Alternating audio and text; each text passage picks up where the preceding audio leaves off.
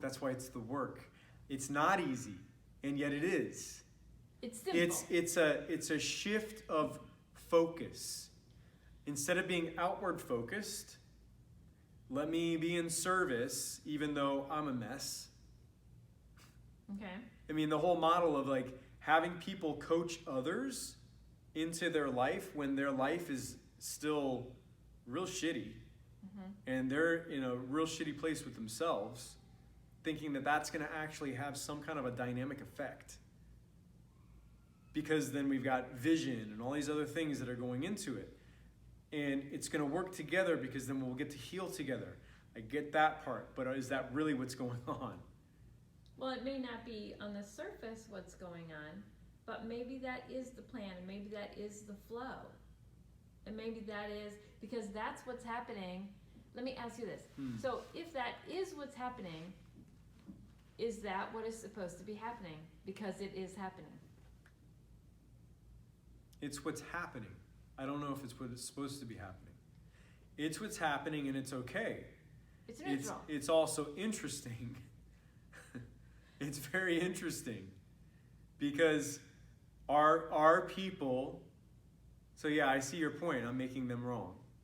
Of course. We're pointing something out. I mean, it's all we do. It's all we do. Then we catch ourselves going, oh, I'm doing it again. Oh, that's me doing it too. But that's what I think you're saying about, am I looking in as opposed to out? And saying, hey, that's not right. If they would just do it right, I'd be okay with them. But instead I'm like, oh, wow. Awesome. I don't know. It's tricky. Yeah, and then that brings me to like, what's the point then? That's what we always come to. And I think the point is, when we ask ourselves that question, it's when we're just like, we start kind of collapsing everything, and we end up right here, right now, and being like, what does looking at everything neutrally really look like? Right?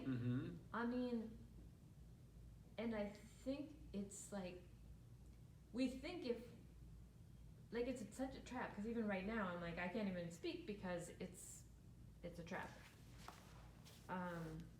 So then being able to get to a place of accepting all of it and allowing all of it and trusting that it's all as it should be. And but doesn't that like kind of even under your skin right now go like, but don't you there's both. At first there was a minute ago. Okay. And then now it's just like, yeah, actually that's it. And there's like a to it. Yes. But it's just like, instead of my ego being like, but don't you see? But what about that? And it's like, no, this is for me. If I'm seeing it and I have an issue with it, that's for me. That's the work.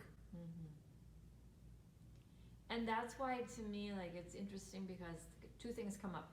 It's simple, and in Course in Miracles, I've heard a miracle described as a shift in perception. Shift in perspective, yeah.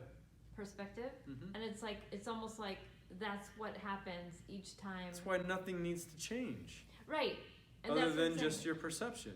Seeing it correctly, seeing it from the Spirit's eyes, seeing it from love, which accepts everything and sees everything as innocent. And sees it it's as harmless. As you just gave it the meaning that it had. You were the meaning giver. Which was the illusion. Right. You were the meaning giver. Right. So. Boiling back to, there's the authority problem, thinking that I know better, and I need do nothing because everything is perfect.